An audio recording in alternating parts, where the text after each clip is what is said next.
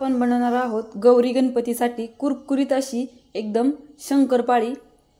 खूप छान लागते बघा। कुरकुरीत ही शंकरपाळी एकदम कमी साहित्यामध्ये आणि कमी वेळात होणारी ही रेसिपी आहे। तर आज आपण कुरकुरीत अशी खारी शंकरपाळी करणार आहोत। चला तर मग रेसिपीला सुरुवात करूया। नमस्कार, मी स्वप्नाली रेसिपीमध्ये तुमचे खूप खूप स्वागत आहे। खारी शंकरपाळी बनवण्यासाठी मी इथे घेतलेले साहित्य बघा। एक वाटी भरून मैदा घेतलेला आहे, थोडासा छोटा एक चमचा ओवा घेतलाय, थोडेसे तीळ घेतलेले आहेत, मीठ घेतलेलं आहे आणि थोडीशी मिरची पावडर घेतलेली आहे। एकदम कमी साहित्यामध्ये हे खारी शंकरपाळी होते बघा। चला तर मग आता आपण सुरुवात करूया रेसिपीला। आता आपण पीठ मळून घ्यायचं आहे।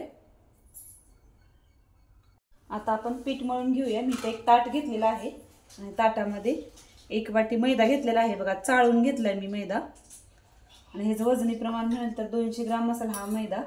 तर ह्याच्यामध्ये टाकायचे तीळ, ओवा, चवीनुसार मीठ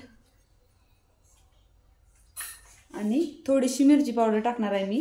तुम्ही जरी नाही मिरची पावडर घेतली, तुम्हाला सप्पक म्हणजे मिठाची शंकरपाळी करायची असेल तरी पण चालते बघा। तरी मी इथे थोडीशी मिरची पावडर टाकणार आहे।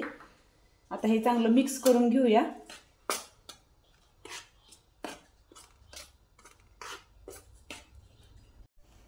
आणि बघा मी इथं पोहे खायचे जो चमचा असतो ना, ते 2 चमचे मी इथं तेल गरम करून घेतलेलं आहे। एकदम कडकडीत तेलाचं मोहन करून घेतलेलं आहे बघा।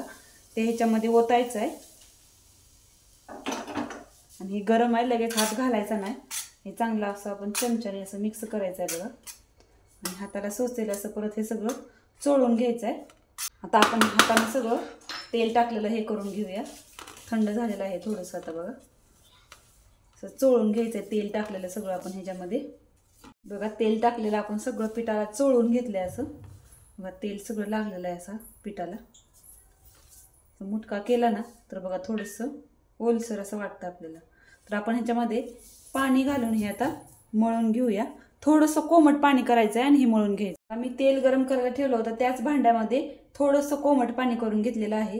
कोणत्याही पदार्थामध्ये तेल टाकलं ना गरम करून की थोडंसं कोमट का होईना पाणी कोमटच टाकायचं, थंड पाणी ओतायचं नाही। कोमट पाणी तेल ओतल्यामुळे आणि आपण कोमट पाणी टाकल्यामुळे आपला पदार्थ असा कुसकुशीत होतो। आता हे पीठ आपण जसं गव्हाचं पीठ मळतो ना चपात्यासाठी, तसं ह्याचा गोळा करून घ्यायचा आहे। हे मळून घ्यायचं आहे पीठ। तर आपण पीठ मळून घेतलंय बघा मस्त असं।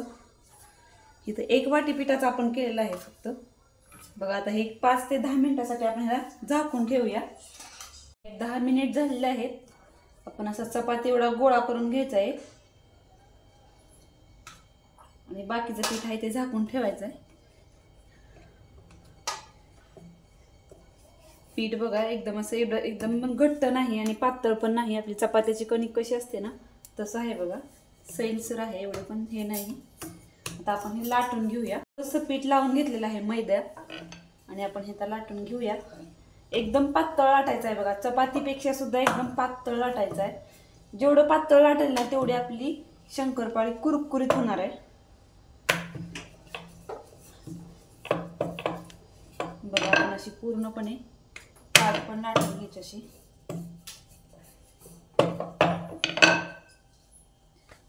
थोडंसं पीठ लावून घ्या ना, अशी एकदम पातळ लाटायची बघा। हे चपातीपेक्षा एकदम पातळ आपण हे असं लाटून घेतलेलं आहे पूर्णपणे। तर आपण अशी कट करायचं आहे बघा चमच्याच्या सहाय्याने, तुम्ही चाकूच्या सहाय्याने पण। आता ह्याला आपण शंकरपाळीच्या आकाराचाच कट करायचं आहे, पण मोठे मोठे करायचे आहेत बघा असे। जास्त लहान लहान करायचं नाही, असे मोठे मोठे करायचे म्हणजे तळायला पण पटपट होतात आणि कुरकुरीत होतात बघा असे लांब लांब। तर आता आपण हे ताटामध्ये काढून घेऊया। इथं आपण लाटून घेतले तसं करून घेतलेले आहेत 2-3 ह्याच्या। आता आपण तळून घेऊया। कढईमध्ये तेल गरम करायला ठेवलंय, तेल सुद्धा चांगलं तापलंय बघा। एकदम धूर निघेपर्यंत कडकडीत असं तेल गरम करायचं नाही, असं मध्यम आपलं तेल चांगलं गरम झालं पाहिजे। तर आता आपण हे टाकून घेऊया, आपल्या शंकरपाळ्यात तळून घेऊया।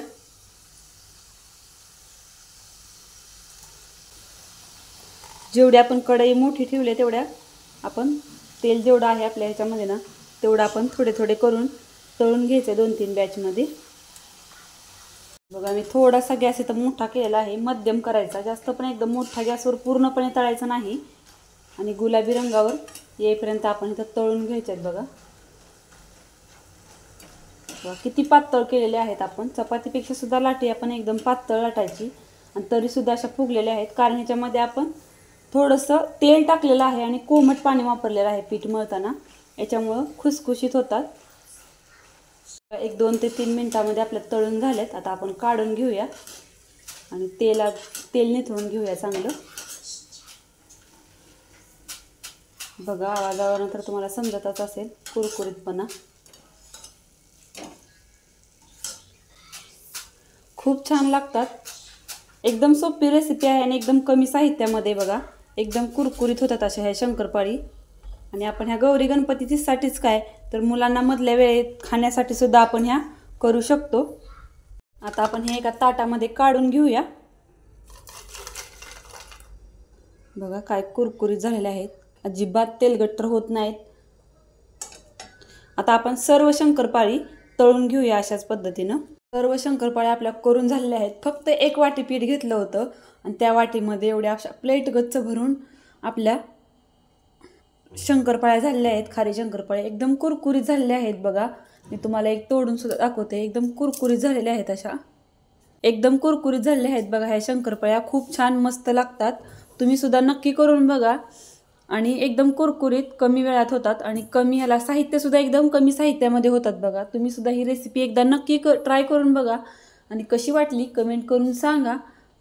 काय मस्त झालेले आहेत बघा, एकसारख्या रंगावर तळलेल्या सुद्धा आहेत आणि एकदम कुरकुरीत लागतात. तुम्ही सुद्धा नक्की करून बघा ही रेसिपी कशी वाटली कमेंट करून सांगा.